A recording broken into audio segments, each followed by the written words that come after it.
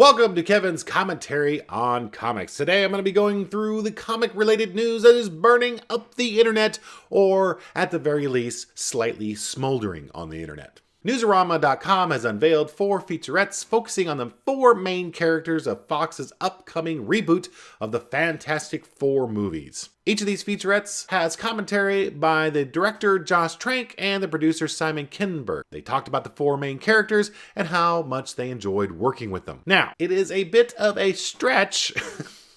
Stretch. Get it? Pun. Mr. Fantastic. Stretch. Fantastic Four. It just came to me. I thought it was funny.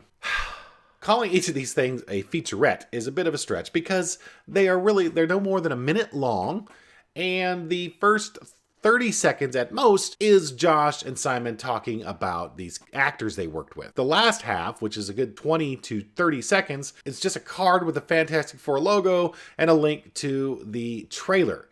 So really, the featurette is 30 seconds where they're talking about the stars of the movie. So within this half a minute or so, they talk about each of the stars: Miles Teller, Kate Mara, Michael B. Jordan, and Jamie Bell. And the scenes they show within this featurette are the scenes we've seen already within the trailer and whatever's been released online. I mean, to be honest, I don't know what to think about this movie. Initially, my gut is to say it's gonna stink. They're taking us in a completely different direction than the source material.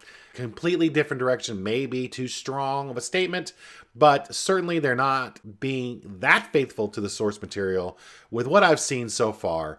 And it really looks dark and gloomy. The trailer is, in my mind, kind of depressing. And I don't want depressing and grounded and real with my superhero movies. I want them to be fun. I do want a certain amount of drama, yes. And I want action, of course. But do I need dark, angst-ridden heroes? No, I don't want that. That's not what the superheroes that I like. There is probably a place for that, and perhaps Daredevil is a good spot to put that in. But the Fantastic Four, they're the first family of comics. And they should be a little bit more fun than what I've seen so far in this movie, which honestly has not been a lot. They got the one trailer, they've got these featurettes, which are really just using recycled pieces from the trailer. There was that one movie poster that was down in South America that showed us our first look at the Thing. Don't know if that's real or not. There just isn't a lot of stuff out there about this movie, which makes me wonder, does Fox even think this is going to be worth it? I guess we'll find out August 7th when it's premiered. It's not fair to judge the movie before we see it, and so I'm sorry that I'm doing that, but it's just how I feel. I really wish Marvel could get this particular franchise back, much like they did with Sony and Spider-Man.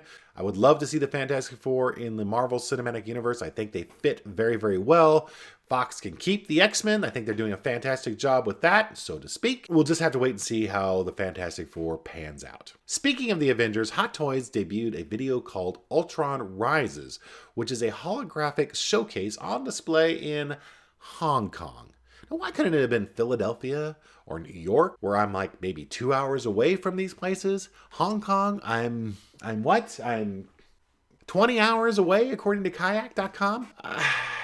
I'm not going to be able to make that. Anyway, this holographic display shows the evolution of Ultron, as I guess he will be doing within the movie. It looks pretty cool, although I don't know that the video gives it justice. Seems to me a holographic showcase display is better watched in person than on video. But I'm not going to Hong Kong, like I said, so this is all I got. This is probably all you got, unless you're watching this in Hong Kong. And if you are, did you go see it? And if you did, leave a comment below, and if you do, please put it in English. Now, this display goes in line with a wide variety of figures that Hot Toys has or will be releasing in relation to Avengers Age of Ultron. Check out these 1/16 scale figures of Ultron Prime, Ultron Sentry, and Ultron Mark 1. They're totally cool, and yes, they are totally expensive. I really wish I had the cash for something like this. I don't, but hey, I'll always accept gifts. Wink. In crossover news, IW Publishing, CBS Consumer Products, and DC Entertainment have announced a 6-part comic book miniseries, Star Trek Green Lantern, The Spectrum War. Yes, Star Trek and the Green Lantern. You know, when I first heard this, I thought, wow, this is such a great idea. I've never thought about the fact of Star Trek intermingling with comic book superheroes like this. I don't know why I didn't think about that, because it's happened. It's happened many, many times. The X-Men have crossed over with the original Star Trek dudes, as well as the Next Generation ones. Even the Legion of Superheroes met Kirk and the gang.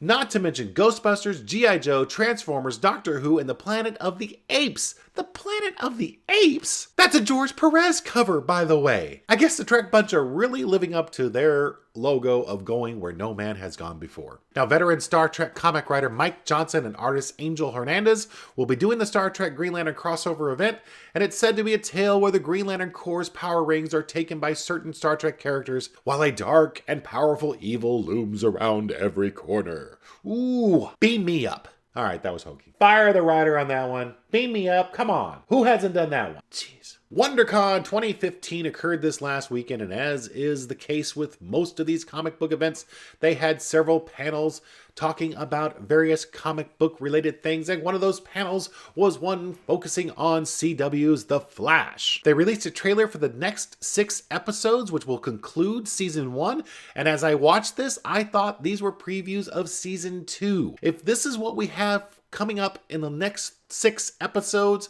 count me in. Not that I was not going to be counted in anyway, because I love The Flash. In fact, I did a 2-part review of The Flash, which you can watch here. And that was just the first 12 or 13 episodes. I can't wait to watch the rest of this. I had a lot of questions when I watched these, and I'm sure some of those questions will be answered. Some of them have been answered, but you know what? A bunch of more questions just came up. That's the greatness of the show. It gives you a little bit of information without giving away too much. It leaves you wanting more. That is what good television is all about, isn't it? So upcoming, we've got appearances by the Arrow with the Atom and Firestorm. We got a villain like the Bug-Eyed Bandit, Gorilla Grodd, and of course the showdown with the Reverse Flash. I think I know what's going to happen, but I'm betting I'm completely and totally wrong. Really, The Flash has been a wonderful surprise on television this season. If you're not watching it, why the heck not? Go watch it. Just pause this and go watch it. It's out on Hulu. You can see it there. So that's it for the news today. I'm Kevin. That was my commentary.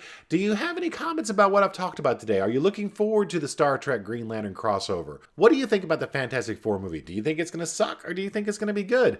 I mean, for me, I have such low expectations of it. It can really only be beneficial for my viewing of this movie. When you look at Avengers Age of Ultron or Ant-Man, ones that I'm excited about seeing, they can only go down as far as watching them and my enjoyment of them. But Fantastic Four, it can only go up. What do you think? Leave a comment below. And hey, while you're at it, why not click on that subscribe button? You can see more of my tidbits and tales on comic book related things and stuff. That's it for today. Talk to you later. Bye.